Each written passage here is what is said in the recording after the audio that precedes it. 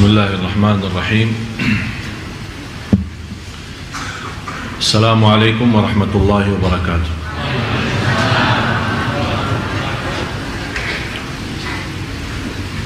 Alhamdulillahi rabbil alamin, wa ashhadu an la ilaha illallah wahdahu la sharika lahu waliyus salihin, wa ashhadu anna sayyidana wa nabiyyana Muhammadan abdullahi wa rasuluhu as-sadiqul amin. Allahumma salli wa sallim wa barik ala sayyidina Muhammad wa ala alihi wa sahbihi wa man tabi'ahum bi ihsanin ila yaumiddin. Subhanaka la ilma lana illa ma 'allamtana innaka antal alimul hakim. Maha suci Allah, saya tidak memiliki ilmu apa-apa, hanya saja apa yang diberikan oleh Allah subhanahu wa ta'ala. Alhamdulillah wa syukurillah atas segala nikmat yang telah diberikan oleh Allah subhanahu wa ta'ala. Dan menurut saya, khususnya jamaah Masjid Agung Sunda Kelapa telah mendapatkan banyak karunia dari Allah subhanahu wa ta'ala. Setiap waktu dan setiap saat kita bisa menikmati suasana dalam salat kita, suasana dalam ceramah kita, dan kita bisa merasakan kenikmatan di masjid saat kita beriktikaf. Dan mudah-mudahan semua amalan Bapak Ibu tidak ada yang sia-sia, dan mudah-mudahan semuanya menjadi mulia di sisi Allah subhanahu wa ta'ala. Dan saya yakin ini semua perjuangan Bapak Ibu selama kita sama-sama mempelajari agama di masjid yang sama-sama kita cintai, Masjid Agung Sunda Kelapa ini, yang insyaAllah senantiasa ma'mur, dan insyaAllah jamaahnya juga semakin insyaAllah barakah. Saya yakin semua memperjuangkan dakwah di masjid ini demi sama-sama kita mencintai Allah subhanahu wa ta'ala. Dan saya yakin tidak ada keraguan dalam hati anda semua yang hadir. Kalau ada orang bertanya, pasti akan anda menjawab dengan jawaban yang cukup jelas. Saya 100% dalam hati saya mencintai Allah subhanahu wa ta'ala. Dan saya juga tidak ada keraguan terhadap Bapak Ibu dalam hal ini. Tapi masalah cinta itu belum tentu seorang mencintai Allah, belum tentu berlakunya benar, dan belum tentu kehidupannya benar, belum tentu ibadahnya benar. Malah Rasulullah sallallahu alaihi wasallam bersabda, seorang hamba Allah 60 tahun salat, tapi selama 60 tahun tidak diterima salatnya. Ditanya oleh sahabat, ya Rasulullah, bagaimana bisa terjadi seorang 60 tahun tidak diterima salatnya? Kata Rasulullah sallallahu alaihi wasallam, li'annahu la yutimmu ruku'aha wala sujudaha, karena dia tidak berusaha maksimal untuk menyempurnakan rukuknya dan sujudnya. Dan kita lihat kondisi dan keadaan banyak di antara jamaah kita yang kita sayangi dan kita cintai. Banyak di antara jamaah terlalu keburu selesaikan salatnya, apalagi salat sunnah qabliyah ba'diyah, apalagi duha dan yang lain-lain. Kapan kira-kira saatnya kita bisa menikmati ibadah salat? Jangan sampai kita termasuk dalam ancaman hadis Rasulullah sallallahu alaihi wasallam, 60 tahun tapi tidak diterima oleh Allah subhanahu wa ta'ala salatnya. Na'udzubillah. Mudah-mudahan kita semua menjadi orang-orang yang bisa mendekatkan dirinya kepada Allah karena salat yang khusyuk, salat yang sempurna rukuknya dan sujudnya. Marilah kita sama-sama mempelajari dan masuki kepada amalan-amalan yang bisa membawa kita, bukan hanya kita cinta Allah, tapi Allah subhanahu wa ta'ala juga mencintai kita semua. karena mendapatkan kenikmatan dicintai Allah ini sebuah kenikmatan yang cukup istimewa. Banyak orang yang dilalaikan, banyak orang yang tertipu oleh syahwat, hawa nafsu dan dunia, walaupun dia punya target mencari ridha Allah subhanahu wa ta'ala dan menjadikan tujuan kehidupannya, qul inna salati wa nusuki wa mahyaya wa mamati lillahi rabbil alamin la syarika lah wa bidzalika umirtu wa ana minal muslimin. Jadi orang-orang yang sudah membaca ayat ini berkali-kali di dalam iftitah salatnya, ternyata dia tidak mendalami arti daripada doa ini.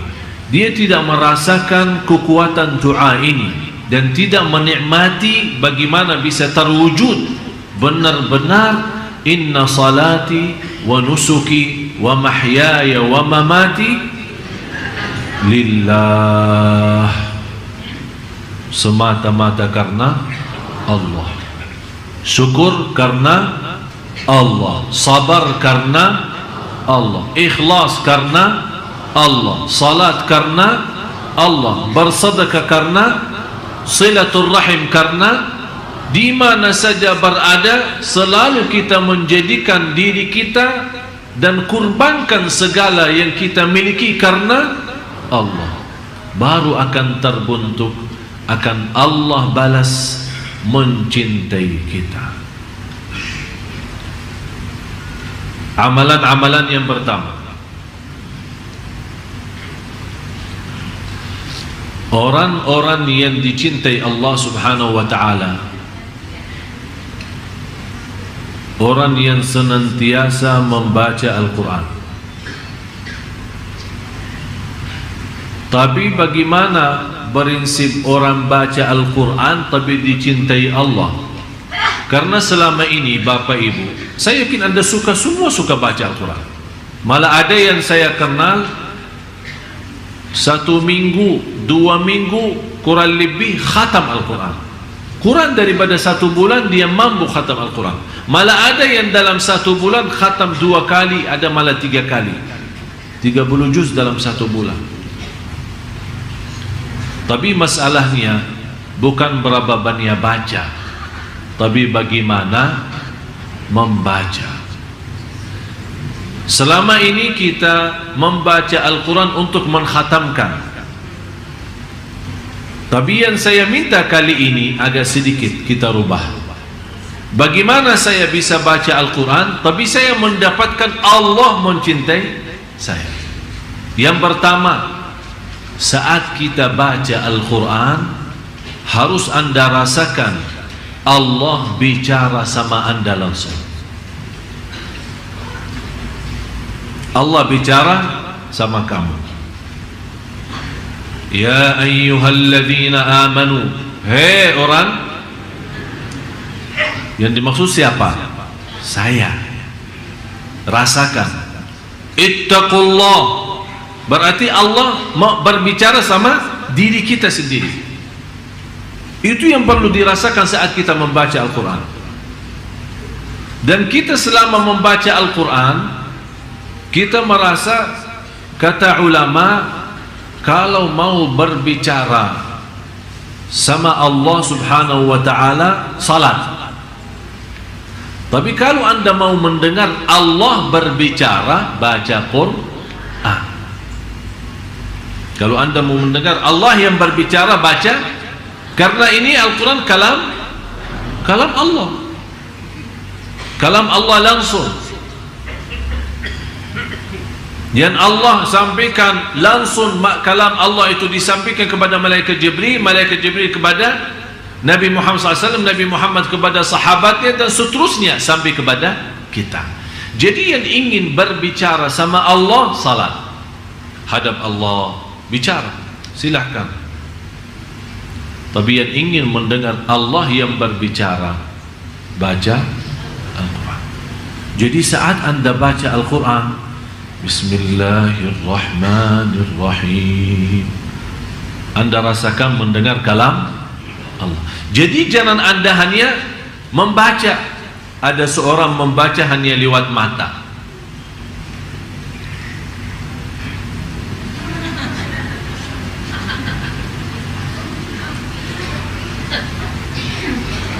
Tidak akan bisa rasa. Kenapa? Apa manfaatnya suara? Suara agar didengar oleh. Kenapa didengar oleh telinga sendiri? Kalau ada syaitan mengganggu kita, lari. Dia tidak bisa, karena ada suara keluar. Syaitan terganggu.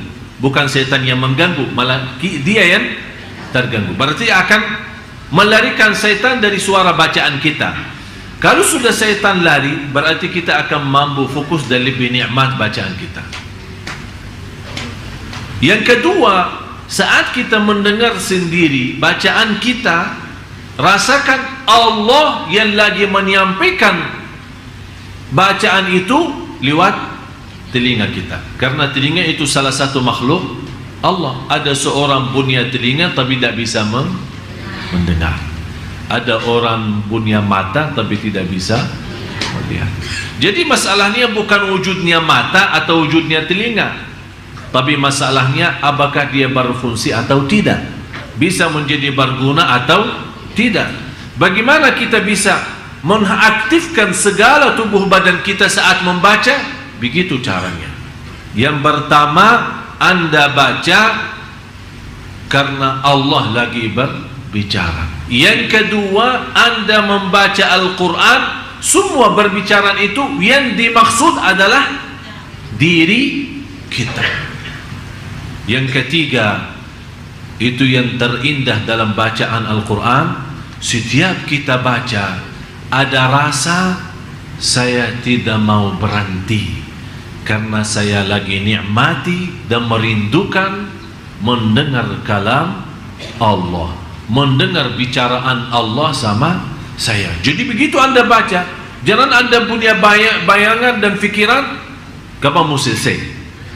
Malah justru yang Anda harus rasakan, saya tidak mau selesai, saya mau terus lazat, saya mau nikmat, karena Allah lagi bicara sama saya. Sudah faham 3 poin ini? Itu namanya membaca Al-Quran. Dan 3 hal ini baru akan Allah mencintai kita. Yang kedua, selalu mengingat Allah subhanahu wa ta'ala. Maksudnya mengingat Allah bagaimana? Zikir kan? Tapi zikir yang macam mana? Dia seperti apa? Saya yakin Anda semua suka tahlil, suka bertasbih,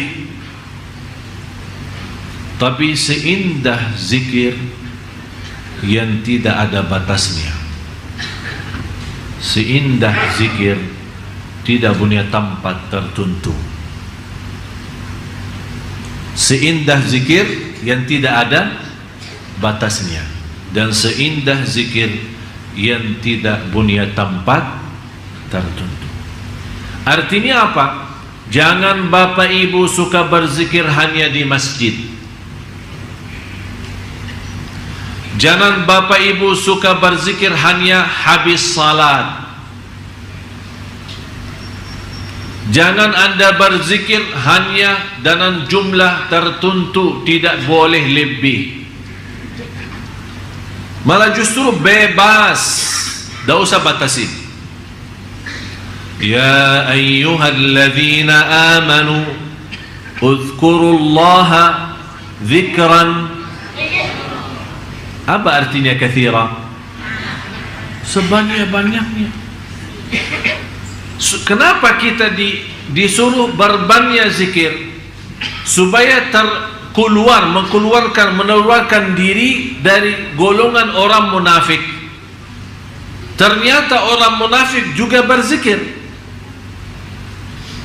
Innal munafiqina yukhadi'una Allah wa huwa khadi'uhum wa idza qamu ila as-salati qamu kusala yura'una an-nasa wa la yadhkuruna Allah illa qalila.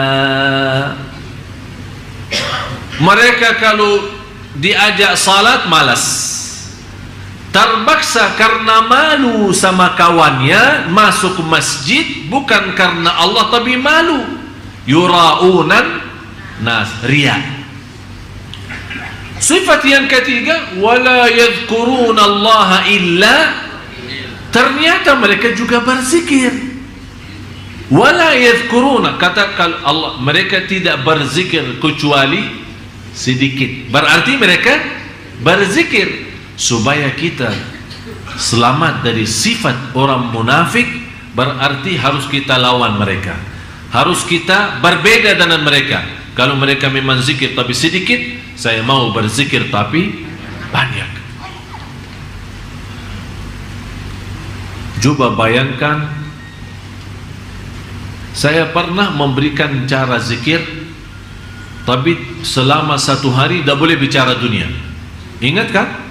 Tidak boleh bicara dunia. Subhanallah, walhamdulillah, wa la ilaha illallah, wallahu akbar. Assalamualaikum, waalaikumsalam warahmatullahi wabarakatuh. Subhanallah, walhamdulillah, mau kemana? Mau ke masjid. Subhanallah, walhamdulillah. Sudah makan belum? Subhanallah, walhamdulillah. Jadi biasakan diri seperti itu. Tidak usah orang mendengar suara zikir kita, tapi kita mengaktifkan semua tubuh badan kita menjadi membawa cahaya zikrullah. Luar biasa indahnya zikir. Bapak Ibu, zikir itu termasuk salah satu amalan sederhana, pahalanya di sisi Allah jauh lebih besar daripada haji, jauh lebih besar daripada salat sendiri. Karena inti daripada wujudnya salat, inti daripada wujudnya ibadah semua, inna salata tanha 'anil fahsya'i wal munkar wala dzikrullahi akbar. Zikir itu jauh lebih besar. Tafsiran ulama, zikir itu jauh lebih besar, maksudnya zikir itu jauh lebih besar daripada salat sendiri. Ada yang mentafsirkan wala zikrullahi akbar adalah zikir di dalam salat itu jauh lebih tinggi daripada salat sendiri. Karena memang kalau kita lihat salat kita memang semuanya mulai takbir sampai salam semuanya zikir. Baca Quran zikir, Allahu Akbar zikir, doa zikir, rukuk dalamnya zikir, sujud dalamnya zikir. Berarti semuanya tidak terlepas dari zikir. Orang yang berangkat haji buat apa? Ujung-ujungnya mengagungkan Allah, membesarkan Allah. Labbaik Allahumma labbaik, labbaik la syarika laka labbaik, innal hamda wan ni'mata laka wal mulk la syarika lak. Ini semua bunyinya apa? Zikir. Berarti ternyata zikir itu mengatasi semua ibadah. Malah pahalanya jauh lebih besar daripada jihad fi sabilillah. Sampai Rasulullah SAW menjelaskan di hadis yang sahih, ala unabbiukum bi afdali a'malikum wa azkaha 'inda malikikum wa khairul lakum min infaqidh dhahabi wal warq wa khairun min an takhruju lil jihadi fi liqa'i aduwikum fayadribu a'naqakum wa tadribu a'naqahum. Ya Allah, banjir sekali hadis ini. Apakah kalian mau tahu saya memberikan amalan kepada kalian? Rasul ini berbicara sama sahabat. Saya akan memberikan amalan jauh lebih mulia di sisi Allah, jauh lebih baik daripada amalan yang lain, jauh lebih besar pahalanya daripada mensedekahkan emas dan perak dan mensedekahkan segala harta. Jauh lebih besar daripada menghadapi musuh saat perang, mereka membunuh kita atau kita membunuh mereka. Kaget sahabat, ini jihad, jihad lawan musuh. Apa saja amalan yang jauh lebih tinggi daripada itu semua? Rasul menjawab singkat saja, zikrullah, zikir kepada Allah. Fadhkuruni,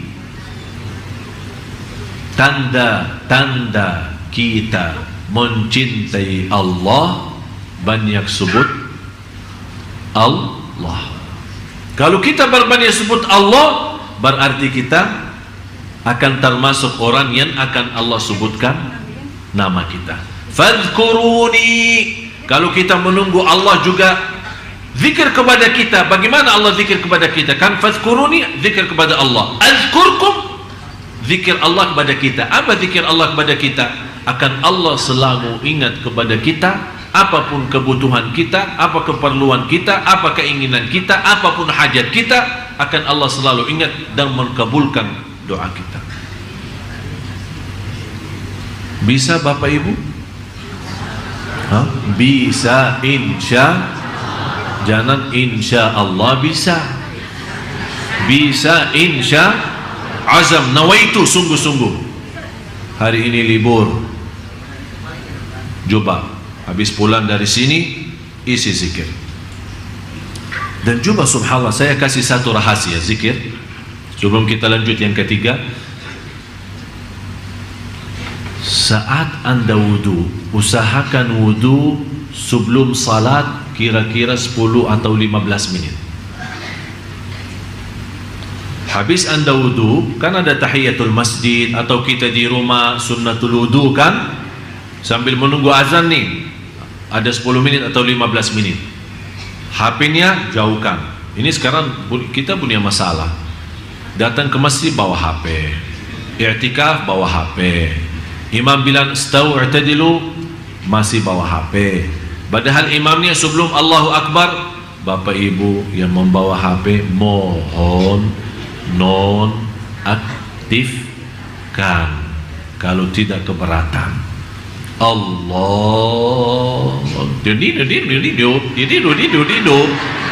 Astagfirullahaladzim. Imamnya aja belum selesai Allahu Akbar sudah bunyi, seolah-olah kita baru imam sudah sampai. Saya perhatiin kalau imam bilang istau i'tadulu agak cepat, istau dulu luruskan saf. Tapi begitu dia sebut soal HP, dia membawa bahasa yang halus. Bapak Ibu yang membawa HP mohon non aktifkan. Tapi kalau istau i'tadulu, luruskan saf. Jadi cepat kalau istau i'tadulu. Begitu dia sebut kata HP, dia supaya kenapa? Kita mendengar. Apakah kita perlu menjadikan seorang imam seperti Umar bin Khattab? Bagaimana Umar bin Khattab kalau dia jadi imam? Tahu kan? Tahu luruskan saf. Beliau khalifah dan beliau juga imami salat 5 waktu. Tahu luruskan saf. Sebelum dia takbir, dia punya tongkat punya kepala besar. Dia putar dalam saf-saf jamaah. Kalau safnya belum lurus, dia tidak mau lagi luruskan, karena dia sudah tadi bilang luruskan. Dia sekarang beriksa, mutar, tang, langsung di kepala. Ya Allah. Habis itu yang sudah cukup lalai, begitu kata Amirul Mukminin, istau i'tadilu, dia sudah rasa sakitnya duluan. Padahal Amirul belum memeriksa safnya, hanya istau i'tadilu dia sudah megang kepala duluan. Berarti sudah tahu. Apakah kira-kira perlu begini ya? Nanti saya minta sama pengurus satu tongkat di sini supaya setiap ini mutar-mutar lah sebelum kita takbir. Jadi jamaah sekalian, inilah namanya begitu Anda wudu sebelum azan 10 menit atau 15 menit, tinggalin semua dunia, HP semua tinggalin, terus isi zikrullah. Subhanallah, kalau kita bisa seperti ini, saya yakin salat kita jauh akan lebih baik. Karena kenapa zikir sebelum salat itu? Karena dia memberikan persiapan batin, bersih semua, HP jauh semua bersih. Jadi fikiran zikir, yang dimegang tangannya boleh tasbih atau pakai jari sendiri, terus zikir. Begitu sudah masuk Allahu Akbar, ikuti dengan suara azan, dan habis azan angkat tangan berdoa. Subhanallah, indah. Belum ikamat, belum kita selesai sunnah qabliyah, kita sudah siap batin dengan cahaya zikir. Begitu masuk salat, waktu wajib kita, ternyata nikmat salat. Tolong amalan ini yang saya baru saja sampaikan, pertama kali saya sampaikan cara ini, saya mohon dipraktis dan diamalkan. Anda sendiri akan merasa, oh ternyata betul. Yang ketiga,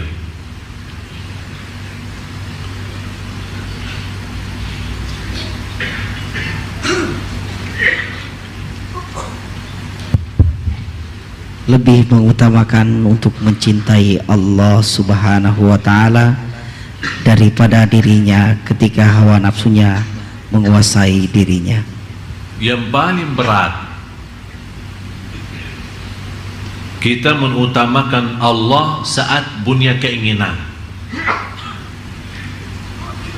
Contoh, sudah alarm kan? Jam berapa alarmnya? Biasa ibu-ibu jam berapa alarmnya? Jam 3. Nah, sudah bunyi kan? Bunyi jam 3.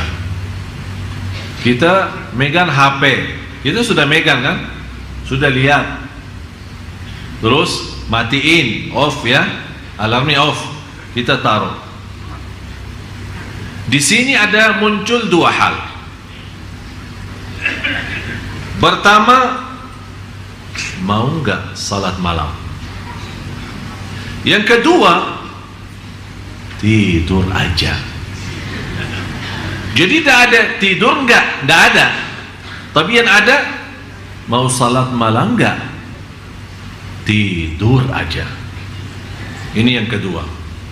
Di sini supaya bagaimana kita bisa mencintai Allah, di sini ujiannya.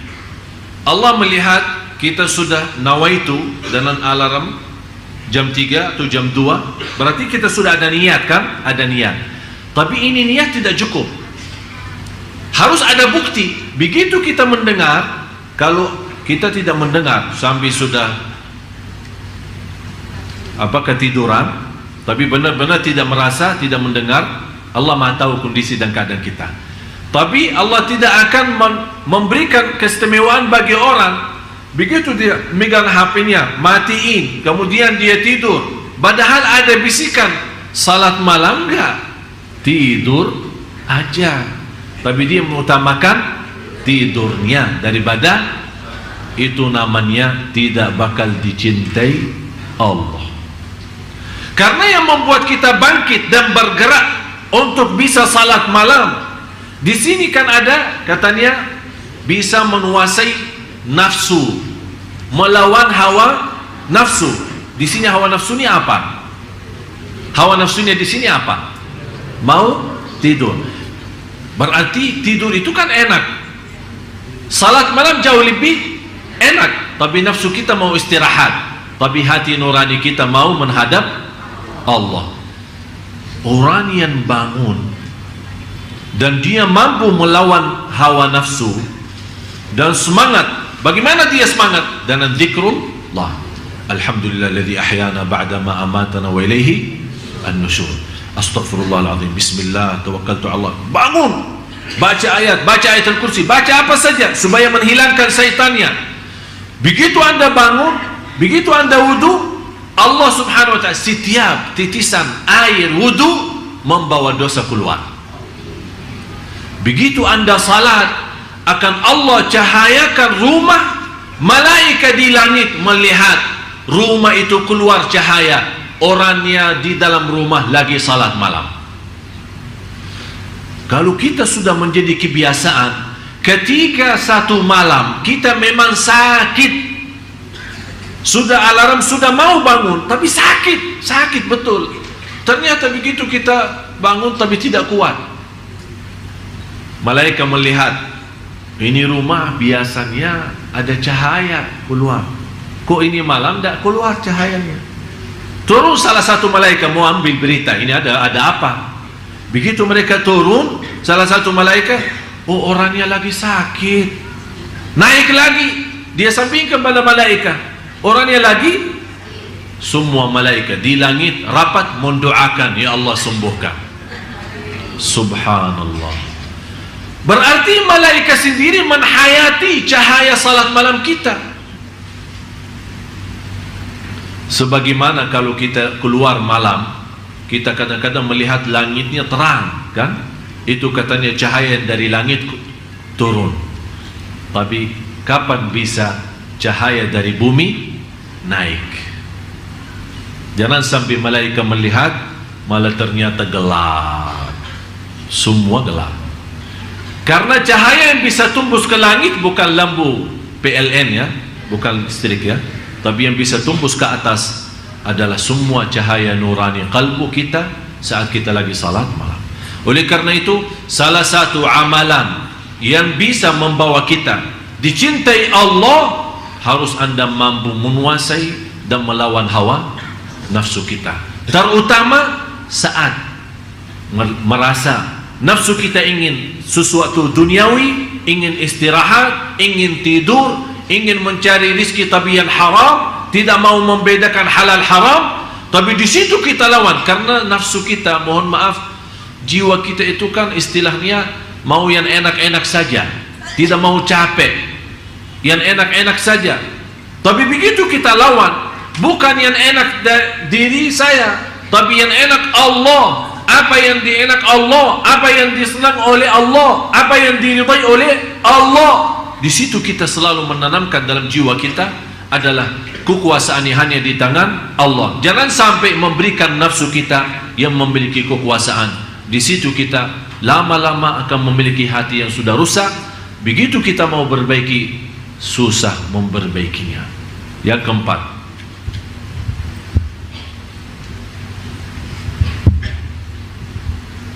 memahami dan mendalami dengan hati tentang nama dan sifat-sifat Allah. Allahu Akbar. Rata-rata jamaah kita sudah hafal Asmaul Husna. Hafal enggak? Hafal. Bisa rasakan artinya enggak? Hah? Rasulullah sallallahu alaihi wasallam bersabda di hadis yang sahih, "Inna lillahi 99 isma, man ahsaha dakhala al-jannah." Allah mempunyai 99 nama.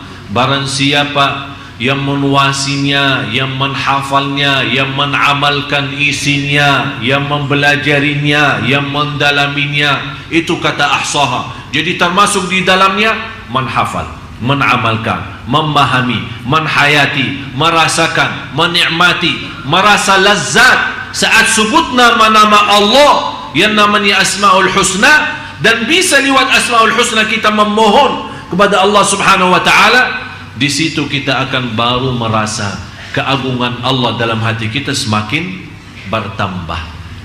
Sayang kita sama Allah semakin tinggi, cintaan kita semakin mulia. Begitu juga saat kita berdoa kepada Allah lewat Asmaul Husna, perhatiin, Ar-Rahman irhamni, Razzaq urzuqni, Ghafar irfirli. Jadi kita saat kita saking sudah memahami, jangan Anda berkata, Ya Rahman urzuqni. Oh ya Rahman urzuqni, Ya Razzaq urzuqni, Ya Karim muliakan, Ya Ghafur ampuni, Ya Rahman rahmati. Jadi Anda sudah memiliki pemahaman Asmaul Husna sampai Anda bisa meminta dengan Asmaul Husna sesuai arti dan makna. Faham Bapak Ibu? Itu namanya. Barang siapa yang mampu menghafal, memahami, menhayati, dan sampai dia bisa berdoa kepada Allah lewat Asmaul Husna, kata Rasulullah dijanjikan akan masuk surga Allah Subhanahu wa ta'ala. Jadi mulai dari hari ini, kalau kita baca Asmaul Husna, lebih baik setiap hari kita bawa satu nama, tapi kita bisa mengerti apa isinya dan apa dalamnya. Faham Bapak Ibu? Yang kelima, kepasrahan hati di hadapan Allah Subhanahu wa ta'ala. Bagaimana pasrah hati? Maksudnya keluarin hati dari dada kita terus kasih ke Allah. Apa itu pasrah hati? Hah? Intinya begini, dalam ibadah, dalam mencari rezeki, saat kita makan, saat kita tidur, saat kita jalan menuju ke masjid, saat kita berjalan mencari nafkah, saat kita di mana saja berada, hati kita selalu merasa tidak punya upaya dan tidak punya daya untuk melaksanakan sesuatu kecuali dengan Allah. Terwujud benar-benar la haula wala quwata illa billah. Dan pasrah yang tertinggi adalah pasrah kalbu. Istilah lain, tawakal yang tertinggi tawakal kalbu. Maksudnya apa tawakal kalbu? Saat kita keluar rumah, doanya apa? Bismillah tawakkaltu ala Allah la haula wala quwata illa billah. Ini ucapan cukup tinggi, ucapan cukup sempurna. Tinggal apa? Ucapan lidah sudah baik, tinggal hati. Jangan sampai pas kita keluar rumah, bismillah tawakkaltu ala Allah la haula wala quwata illa billah, tapi di dalam hati masih merasa alhamdulillah saya sehat, masih muda, saya bisa berlaku sesuatu. Ini bicara sama siapa? Sama hati. Yang seharusnya memantapkan ucapan ini, bismillah tawakkaltu ala Allah la haula wala quwata illa billah, bukan hanya lidah yang mengucapkan, tapi hati juga ikut mengucapkannya. Pasrah total lahir batin, Allah segalanya, kun fayakun. Begitu anda keluar membawa doa keluar rumah, anda merasa ya Allah, memang saya sudah berikhtiar berdoa, tapi segalanya di tanganmu ya Allah. Pasrah dan yakin, saya kemana saja pergi akan Allah menjadikan hati saya hari ini buas iman, mendapat rezeki dan kecukupan, dan senantiasa diterima segala amal dan perjuangan. Yang keenam, melihat kebaikan dan nikmatnya baik yang lahir maupun yang batin. Salah satu yang bisa anda mendapatkan dicintai Allah, harus anda selalu mengingat nikmat Allah. Fikirkan nikmat-nikmat Allah kepada kita. Wa amma bi ni'mati rabbika fahaddits. Yang kita selalu lupa,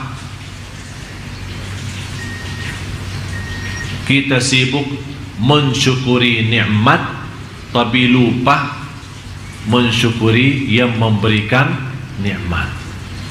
Kita sibuk menikmati nikmat tapi kita lupa mensyukuri yang memberikan nikmat. Kita sibuk untuk menghadapi cobaan tapi kita lupa minta tolong dari yang memberikan cobaan. Jadi selalu kita bayangkan, jangan anda melihat posisi ujian. Kenapa manusia dinamakan dalam Al-Quran innal insana ladzalumun kafar wa in ta'uddu ni'matallahi la tuhsuha innal insana ladzalumun kafar. Sungguh manusia amat zalim dan amat kafir. Amat zalim apa? Dia menggunakan nikmat yang telah diberikan oleh Allah yang tidak mampu dihitung. Dia menggunakan nikmat itu untuk menzalimi dirinya. Yang kedua, dia sangat kafir. Dia tidak mensyukuri Allah dan merasakan kemuliaan yang telah diberikan oleh Allah lewat nikmat-nikmat itu. Berarti dia mengkafirkan nikmat. Dia berkufur terhadap nikmat. Dinamakan oleh ulama kufrun ni'mah, kufur nikmat. Jadi anda sebelum melihat sisi cobaan, yang seharusnya Bapak Ibu anda melihat sisi kenikmatan. Bunia mata masih bisa melihat Al-Quran, bunia lidah masih bisa menyebut nama Allah, bunia telinga masih bisa mendengar azan dan kalam-kalam yang baik, bicara-bicara yang baik. Anda masih punya kaki bisa berlangkah-langkah menuju ke masjid silaturrahim dan kemana-mana mencari nafkah dan rezeki yang halal.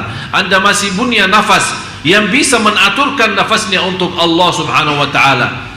Saya bertemu beberapa hari lalu seorang ibu sudah usia 90 tahun, sakit, tidak bisa bergerak. Begitu saya datang silaturahim, saya bertanya, bagaimana bu keadaannya? Dia menjawab, alhamdulillah. Tapi dalam kata alhamdulillah benar-benar tersentuh hati saya. Saya bilang, ibu alhamdulillah atas apa? Ibu lagi sakit, sakitnya parah dan tidak bisa bergerak. Dia menjawab, alhamdulillah masih bunya 3. Bunya hati terisi iman, bunya lidah menyebut nama Allah, bunya akal masih bisa sadar siapa diri saya terhadap Allah.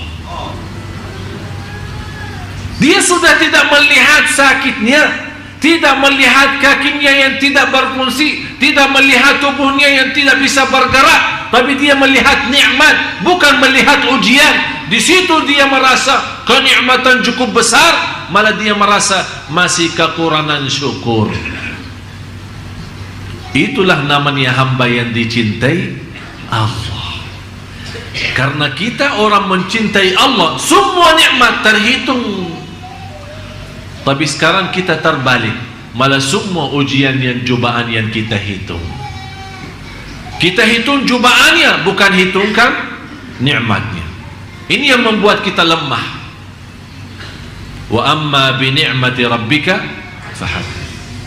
Oleh karena itu jamaah sekalian, begitu anda diuji Allah, jangan lihat apa itu ujiannya, tapi lihat berapa masih tersisa nikmat yang lain.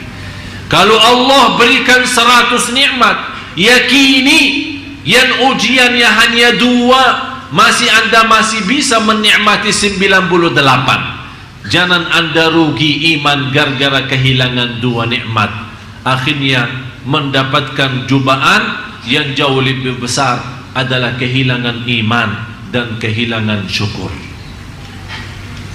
Tidak usah fikirin sebagaimana ibu yang tadi, dia sudah tidak melihat sisi sakitnya dan tidak melihat umurnya dan tidak melihat dia tak bisa bergerak, tapi dia masih bisa merasakan iman, yang kalbu yang terisi iman, lidah masih Allah izinkan untuk sebut nama Allah, dan akal masih bisa sadar. Kata ibu, saya kenal banyak keluarga saya malah jauh lebih muda daripada umur saya, tapi sudah istilahnya bikun ya, sudah tidak bisa nyambung.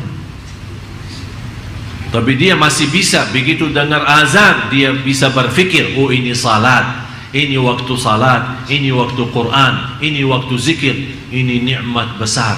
Begitu dia merasa nikmat seperti ini, walaupun dia merasa hanya memiliki 3 dibanding ujian, ternyata 3 itu jauh lebih besar, memberikan keringanan menghadapi cobaan dan ujian.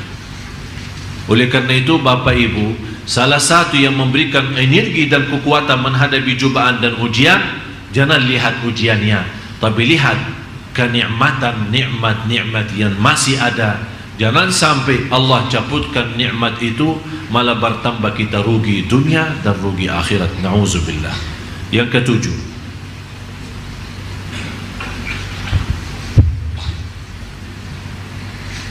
merasakan kehinaan dan kerendahan hati di hadapan Allah. Yang ke-7, subhanallah,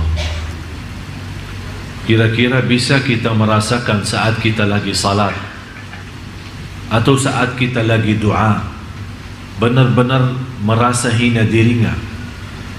Maksudnya hina diri di sini apa? Kita saat salat dan saat doa, kita melemparkan diri kepada Allah, buang diri kepada Allah. Kita tunjukkan kepada Allah, ya Allah, saya tidak punya Tuhan selain Engkau ya Allah. Biar saya punya kekayaan, tapi ya Allah saya miskin, masih nol dengan kekayaan-Mu ya Allah. Saya Allah butuh segala sesuatu dari-Mu, butuh rahmat-Mu, ampunan-Mu, pimpinan-Mu, petunjuk-Mu ya Allah. Kita selalu saat doa dan saat salat merasakan kita hamba yang terhina, yang tidak bisa apa-apa, yang tidak punya arti, yang tidak punya nilai, karena semuanya hanya Allah, milik Allah, kembali kepada Allah, inna lillah wa inna ilaihi raji'un. Apalagi saat kita salat, ternyata ada hikmahnya, disuruh berdiri kemudian tunduk kepala ke bawah. Jangan salat seperti orang sombong, malah matanya ke atas, ya seolah-olah Allahu Akbar, dia bicara sama Allah, mau apa? Dia tidak berkata mau apa, tapi sikap salatnya seperti itu. Tapi yang saya harapkan, begitu Anda salat, menundukkan kepala ke bawah, biar Allah berkata, ada apa? Kamu mau apa?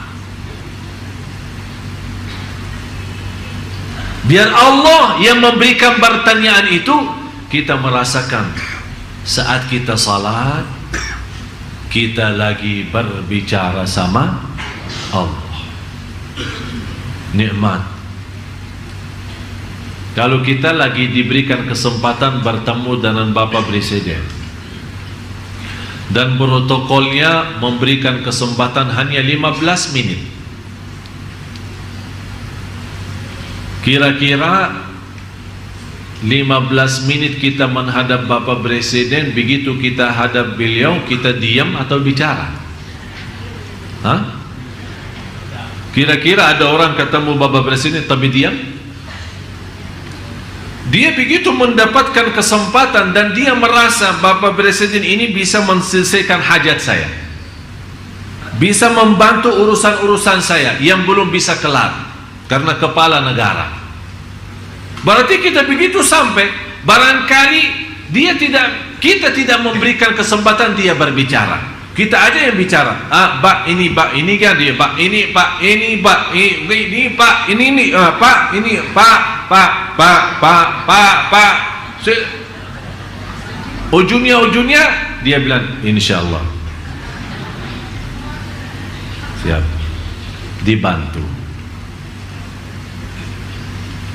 Begitu dia menjawab dibantu, kita langsung percaya. Alhamdulillah. Betul Pak? Betul, dibantu. Jangan khawatir. Kenapa kita bisa memiliki keyakinan? Padahal walaupun ada keputusan dari Bapak Presiden, tapi kalau belum ada izin Allah, wallahi tak akan bisa dapat apa-apa. Dan saya mendapatkan pelajaran dari warga negara Indonesia. Tak pernah terbayang dan tidak pernah nyangka bisa dapat warga negara Indonesia. Malah ada orang yang menawarkan ke saya, Syekh sanggup gak bayar 100 juta? Insya Allah dalam 10 hari saya keluarkan KTP Indonesia. Minta 100 juta. Besok datang masih tawar-tawaran sampai 50. Akhirnya dikasih diskon katanya 20 juta. Kelar, tapi agak lama kalau 20 juta. Berapa? Barangkali 3 bulan sampai 6 bulan. Pokoknya dapat. Saya bilang, saya berserah kepada Allah. Kalau Allah izinkan saya dapat, saya yakin tanpa proses akan Allah datangkan warga negara itu. Subhanallah, tiba-tiba tidak lama saya diberikan, dapat terima telepon, diundang untuk memberikan ceramah. Bapak Presiden hadir, Wakil Presiden, dan semua para pejabat-pejabat, menteri-menteri, termasuk duta-duta tamu negara. Begitu saya sampaikan ceramah, malah Bapak Presiden sendiri panggil. Ente dari mana? Ana dari Madinah. Kok bisa bahasa Indonesia? Ya Alhamdulillah. Saya bilang, kalau soal bisa, saya tidak bisa, tapi Allah yang maha bisa. Allah yang berikan semua. Sampai kata beliau, kalau saya tutupi mata mendengar ceramah ente, saya tidak nyangka ini orang dari Madinah. Terima kasih Pak. Langsung dia berkata begini, bahasa persis. Mau nggak warga negara Indonesia? Saya langsung ingat yang nawarin 100 juta.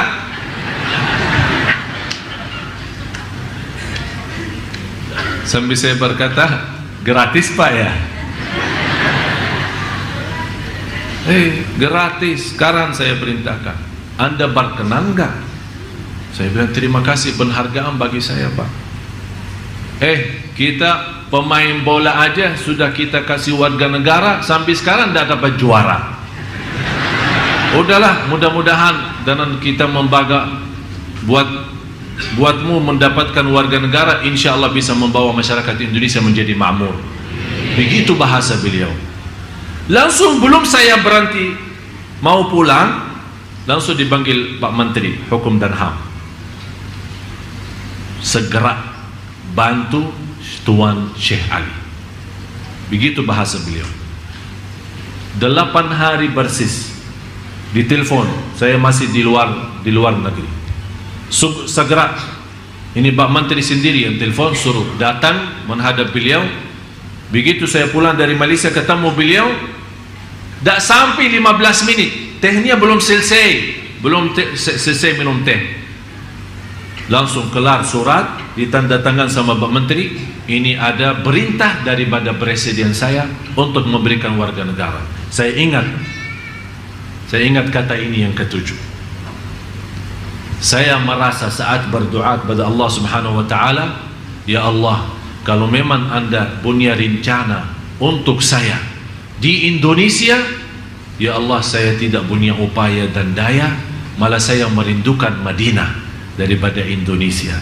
Tapi Allah, saya milih aturan Allah, saya milih bantuan Allah, saya milih dan mengutamakan apa yang Allah berikan, saya terima. Subhanallah, Allah tunjukkan demi hari ke hari, demi waktu ke waktu, demi masa ke masa, setiap waktu Allah tunjukkan kepada saya bagaimana dahsyatnya Allah dan kekuasaannya Allah. Yang saya harap semua Bapak Ibu jamaah sekalian, terutama saat berdoa, Anda harus merasa hina diri, miskin, fakir, dhaif, lemah, tak bisa apa-apa, tak punya upaya, tak punya daya, tak bisa mau kemana, dan merasa di ujung doa Anda berdoa, ya Allah, kalau Engkau hanya mendengar doa orang saleh, bagaimana saya yang masih banyak dosa mau kemana? Kalau ya Allah Engkau hanya menerima doa orang saleh, ya Allah, bagi saya yang masih banyak dosa mau kemana lagi? Kita tunjukkan.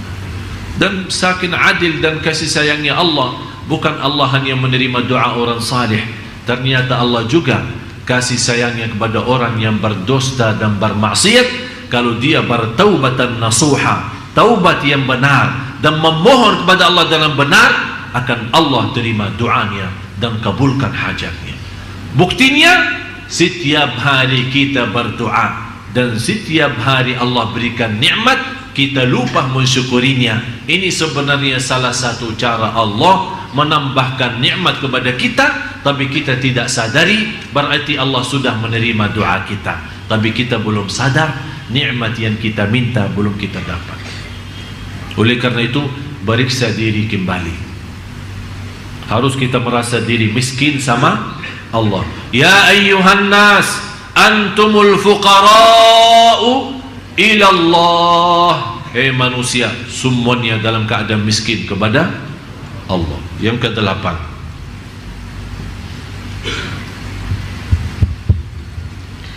beribadah kepada Allah Subhanahu wa ta'ala pada waktu sepertiga malam terakhir, untuk bermunajat kepadanya, membaca Al-Quran, merenung dengan hati, serta mempelajari adab dalam beribadah di hadapan Allah.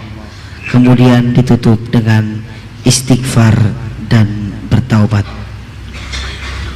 Saya kasih amalan yang ke-8, seindah istighfar. Ingat ya, seindah apa?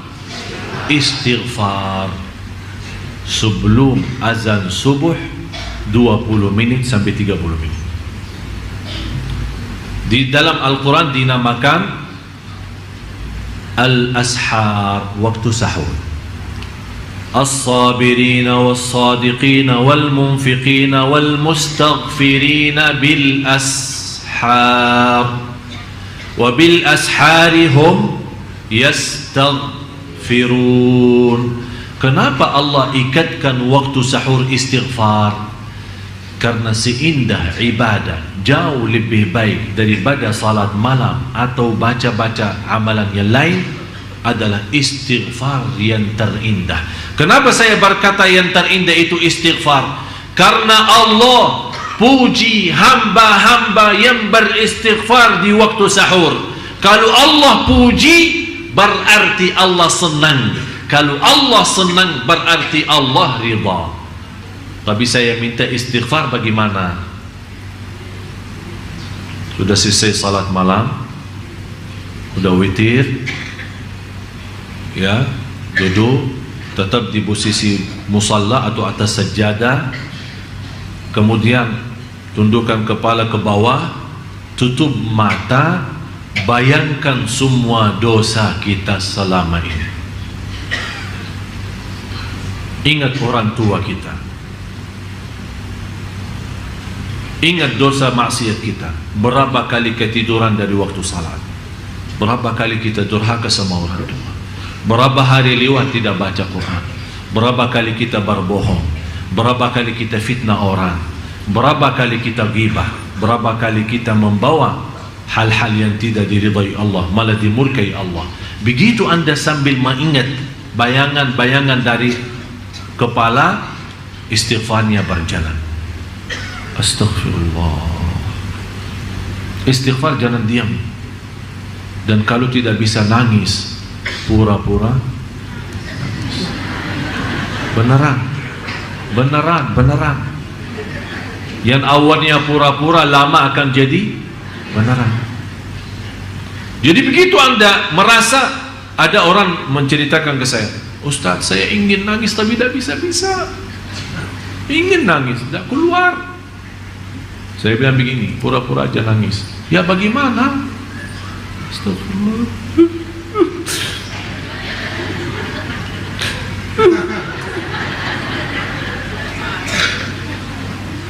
Belum keluar air mata,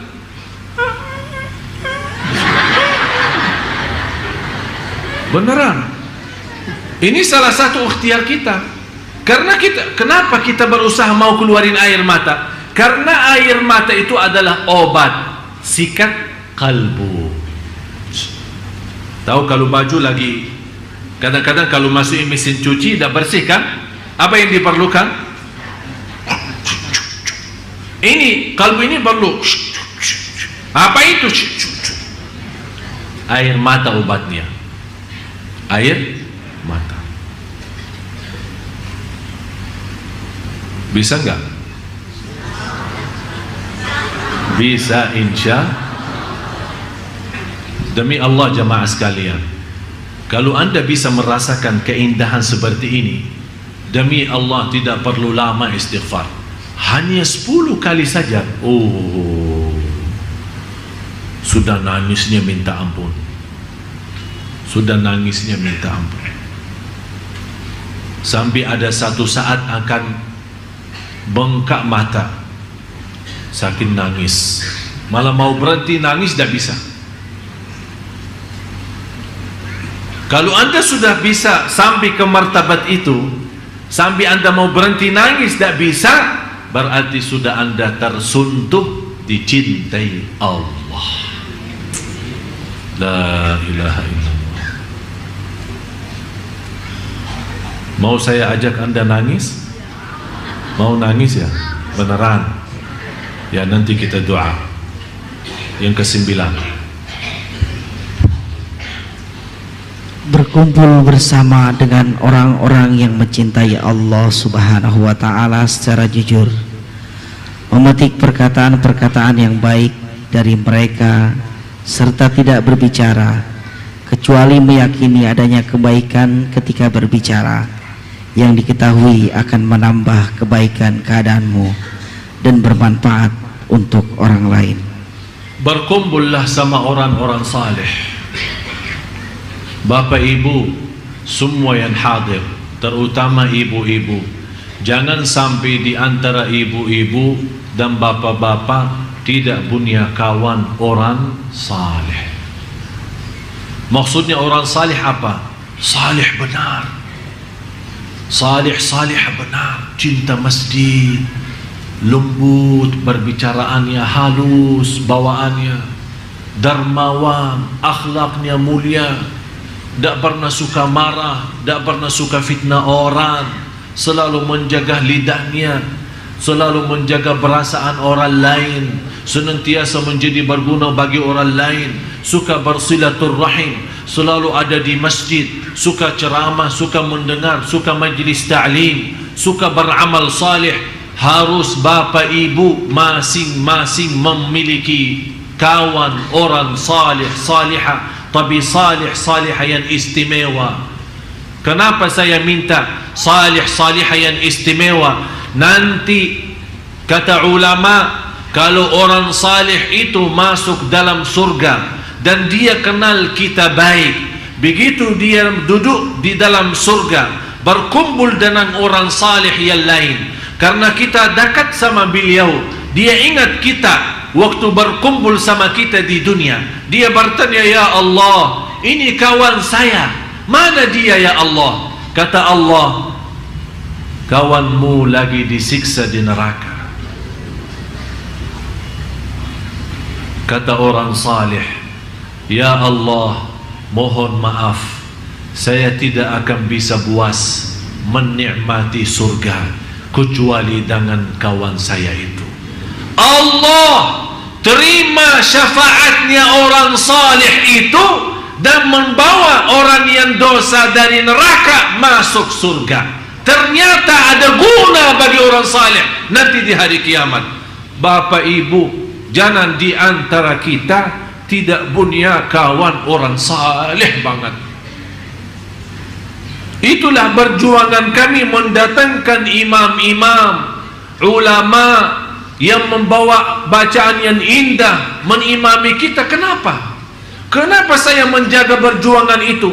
Demi Allah, bukan hanya untuk bapak ibu saja, tapi saya punya keinginan yang tertinggi lagi. Ya Allah, kalau memang saya terhitung sebagai orang yang masuk neraka, mudah-mudahan dengan kawan-kawan yang saleh yang saya bawa ke Sunda Kelapa, mereka bisa membawa syafaat bagi saya nanti di hari kiamat. Cuba usahakan semua yang hadir, jangan sampai tidak punya kawan saleh. Siapa itu? Para habaib, habib-habib, kiai, ulama, ustaz, imam, muazzin, tetangga kita, orang yang suka di masjid. Kita perhatiin siapa di antara jamaah yang rajin di masjid. Kalau sudah rajin di masjid dan tidak pernah jauh dari masjid, kecuali kalau dia sakit memang tidak bisa datang ke masjid, itu tanda dia salih. Langsung jaga, jangan lepas, datang ke dia, dekat sama dia, minta doanya, salaman, kenalkan diri anda, sebutkan nama, supaya besok dia nanti dalam surga, kalau dia merasa kehilangan kita, dia bisa ingat, ya Allah, ada fulan bin fulan, kawan saya di dunia, yang selalu namparin saya, yang selalu kenalkan nama dirinya ke saya. Mana dia ya Allah? Kalau Allah menjawab dia masuk neraka, orang saleh itu akan mensyafaatkan kita, membawa syafaat bagi kita. Semua yang hadir, Allah saksi. Ya Allah, Engkau maha saksi. Di antara jamaah yang hadir, Engkau ya Allah merahasiakan di antara jamaah ada hamba-Mu yang salih-salih. Ya Allah, saya mohon Engkau jadi saksi, saya mencintai hamba-Mu yang salih-salihah yang hadir di majlis ilmu ini. Ya Allah, dengan cintaan saya kepada hamba-Mu yang salih-salihah, selamatkan kami ya Allah semua yang hadir, dan jadikan kami bersama orang salih hari kiamat. Wa adkhilna bi rahmatika fi ibadika. Tolong doa ini jangan ditinggal. Tolong doa ini jangan ditinggal. Wa adkhilna bi rahmatika fi ibadika salihin. Karena ini doa para nabi dan rasul. Para nabi dan rasul berdoa itu, ya Allah, jadikan saya bersama orang salih, apalagi kita. Kalau para nabi dan rasul sudah minta, ya Allah, jadikan kami dalam rahmatmu bersama golongan orang salih, apalagi kita jamaah sekalian. Mudah-mudahan kita semua bersama orang salih di dunia, bersama orang salih nanti di hari kiamat, dan juga bersama orang salih dalam surga Allah Subhanahu wa taala. Amin ya rabbal alamin. Yang ke-10, menjauhi atau menghilangkan hal-hal yang menghalangi hati dari mengingat Allah Subhanahu wa taala.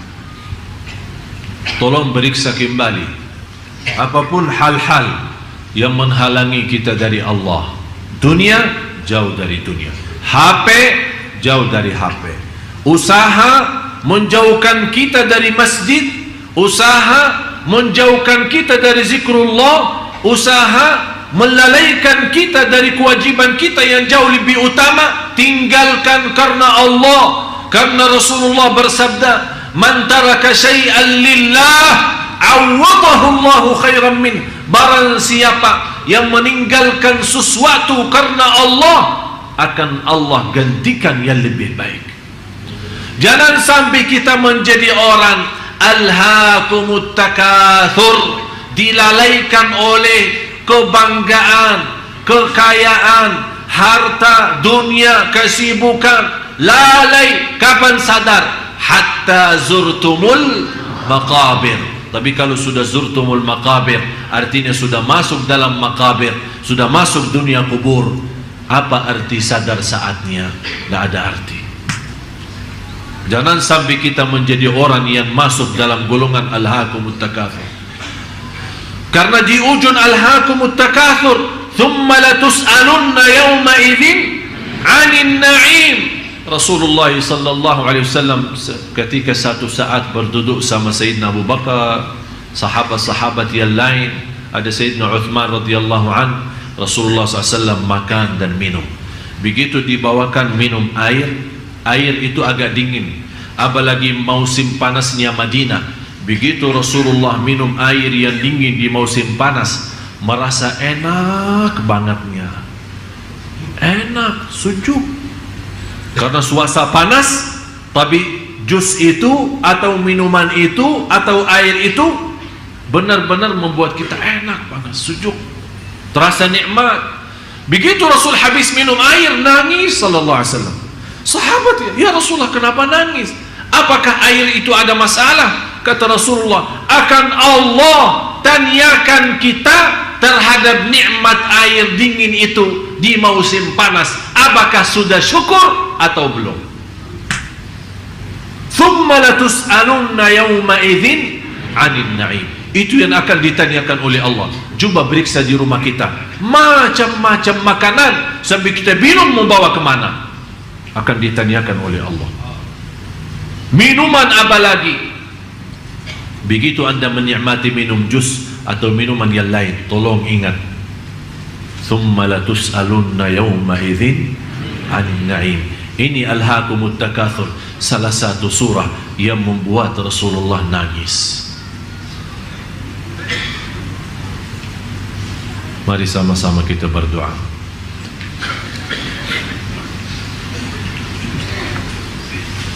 Mudah-mudahan dengan 10 amalan yang saya sampaikan bisa membuka hati kita semua agar senantiasa menjadi hamba Allah yang mencintai Allah dan Allah mencintai kita.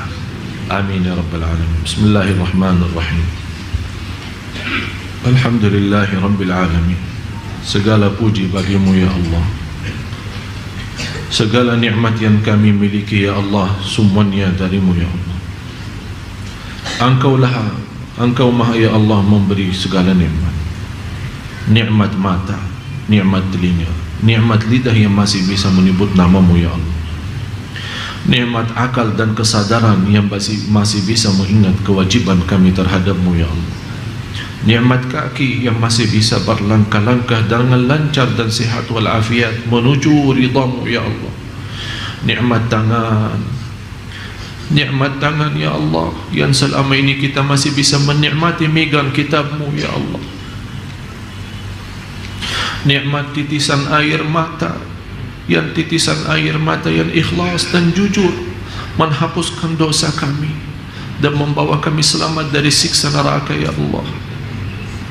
Ya Allah, maafkan kami karena kami tidak pantas dan tidak mampu mensyukuri segala nikmat yang segitu banyak, dan kami tidak mampu menghitungkan nikmat-Mu ya Allah, apalagi mensyukurinya.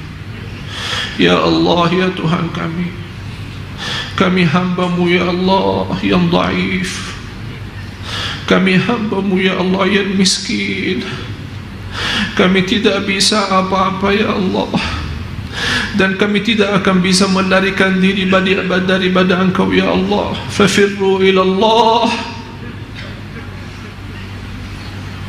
Saat kami berlaku dosa maksiat, kami sangat malu di hadapan-Mu ya Allah. Tapi tetap walaupun kami malu atas dosa maksiat kami tidak akan bisa melarikan kami jauh daripada-Mu ya Allah. Malah justru segala sesuatu yang kita takuti, kita melarikan diri daripada sesuatu yang kita takuti. Tapi kalau ya Allah kami merasa takut kepada-Mu ya Allah, kami akan melarikan diri kami kepada-Mu ya Allah.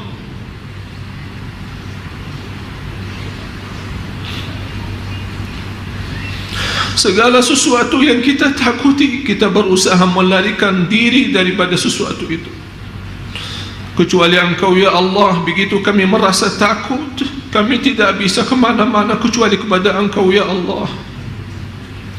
Ya Allah, kami datang kepada-Mu ya Allah dalam penuh harapan, dengan hati yang terisi iman dan taqwa, dengan kekhusyuan dan kerindahan, dengan kemiskinan dan kehinaan. Ya Allah, kami datang kepada Engkau ya Allah membawa segala dosa maksiat, membawa dosa besar dan dosa kecil, tapi kami sangat mengharapkan ampunan-Mu ya Allah.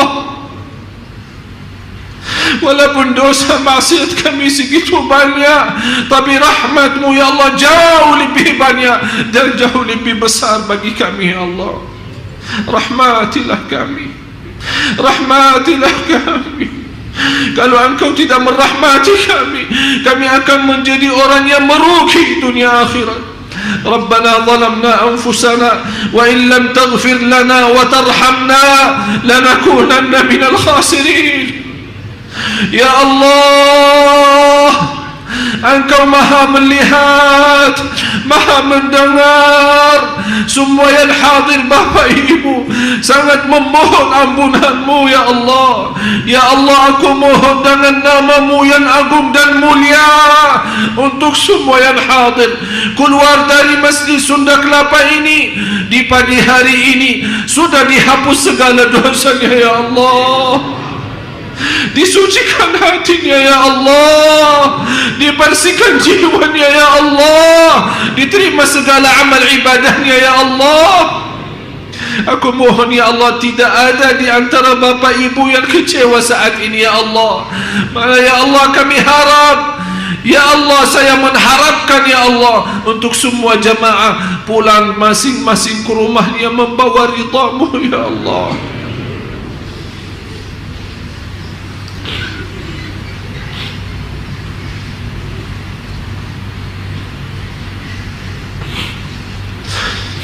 Karena bagi kami ridha-Mu segalanya ya Allah.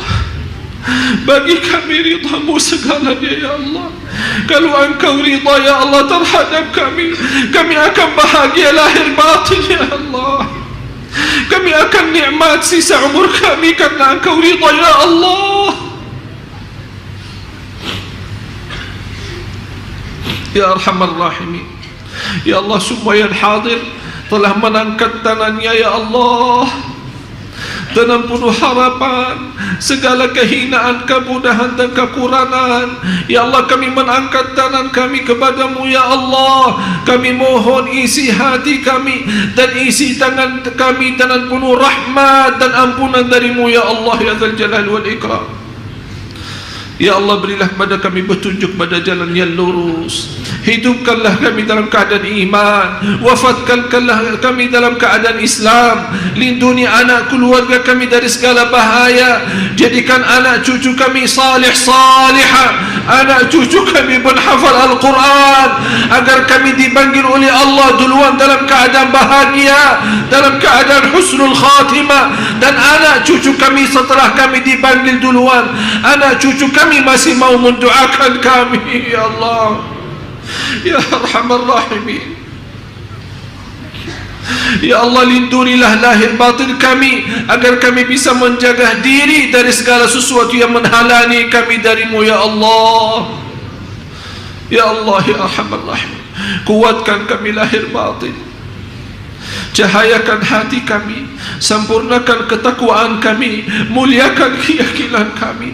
Bagaimana Engkau berikan kepada kami kemudahan sama-sama berkumpul di Masjid Agung Sunda Kelapa ini. Ya Allah, berilah kepada kami kemuliaan, sama-sama jumpa lagi di surgamu. Ya Allah, jadikan kami semua yang hadir bersama hamba-hambamu yang salih-salih. Ya Allah, وادخلنا برحمتك في عبادك الصالحين. Walaupun kami, ya Allah, belum menjadi salih-salihah, tapi kami harap dengan rasa cinta kami terhadap orang salih-salihah, jadikan kami berkumpul dengan mereka. Ya Allah, sebagaimana kata Imam Syafi'i, aku mencintai orang salih walaupun saya tidak terhitung orang salih, karena cinta orang salih menjaminkan bahwa saya selamat dan bahagia. Ya Allah, kami sungguh mencintai orang salih, kami sungguh mencintai orang salihah. Ya Allah, jadikan kami bersama mereka. Ya Allah, Ya Arhamar Rahimin, Ya Arhamar Rahimin, ampuni orang tua kami,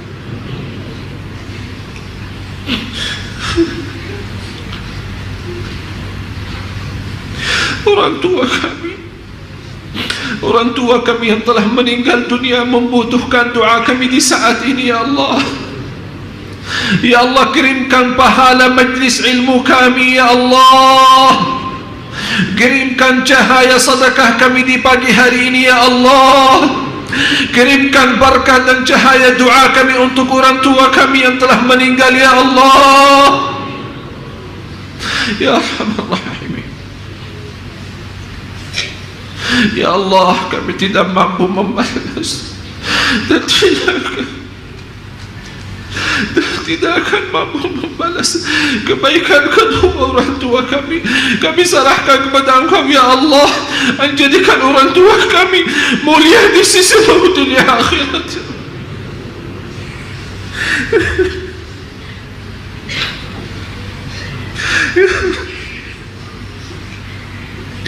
Ampuni durhaka kami terhadap orang tua kami. Berapa kali kami menyakiti hati orang tua kami, berapa kali kami menyakiti dan mengecewakan hati orang tua kami. Maafkan kami, Ya Allah, maafkan kami, Ya Allah, maafkan durhaka kami. Jangan menghukumkan kami atas durhaka kami. Ya Allah, ampuni saudara kami muslimin muslimat, mukminin mukminat yang hidup yang telah wafat. Ya Allah, segala amal ibadah dan perjuangan kami untuk Sunda Kelapa, untuk mendatangkan para imam-imam dan para salih, Ya Allah, jadikan atas nama jamaah semua yang hadir menjadi sedekah jariah. Ya Allah, menjadi sedekah jariah. Ya Allah, menjadi sedekah jariah bagi semua yang hadir. Ya Allah, selama, Ya Allah, selama saya di Indonesia memperjuangkan untuk umat Indonesia, umat Islam di Indonesia, Ya Allah, aku mohon lipatkan dan tercetak nama Bapak Ibu semua yang hadir dalam perjuangan ini, dan diterima segala sedekah jariah dan amal ibadah. Ya Allah, Ya Arhamar Rahimin, يا أرحم الراحمين يا أرحم الراحمين يا أرحم الراحمين ارحمنا يا أرحم الراحمين ارحمنا يا أرحم الراحمين ارحمنا karena kami hamba-Mu ya Allah membutuhkan rahmat-Mu, sangat kami memerlukan rahmat-Mu dan pimpinan-Mu ya Allah. Pimpinlah kami dalam sisa umur hidup kami ya Allah, agar sisa umur hidup kami menjadi yang terbaik selama ini dan mengakhiri hayat kami dengan sebaik-baiknya husnul khatimah birahmatika ya arhamar rahimin ya Allah. Inilah doa kami. Engkau pernah janji dalam kitab-Mu, ud'uni astajib lakum, berdoalah padaku, aku janji akan nerima doa-Mu ya Allah. Inilah doa kami, inilah doa kami dengan keyakinan dan penuh harapan Engkau menerima sesuai janjian-Mu. Inilah doa kami sesuai perintah-Mu dalam kitab-Mu ya Allah ya Allah ya Allah. Terimalah doa permohonan kami sesuai janjian-Mu dalam kitab-Mu. Innaka la tukhliful mi'ad, sungguh Engkau tidak pernah mengingkari janjinya. Rabbana taqabbal minna innaka antas samiul alim wa tub alaina innaka antat tawwabur rahim. Rabbana atina fid dunya hasanah wa fil akhirati hasanah wa qina adzaban nar. Wa sallallahu ala sayyidina wa nabiyyina Muhammad wa ala alihi wa sahbihi wa baraka wa sallam. سبحان ربك رب العزة عما يصفون وسلام على المرسلين والحمد لله رب العالمين. Terima kasih Bapak Ibu.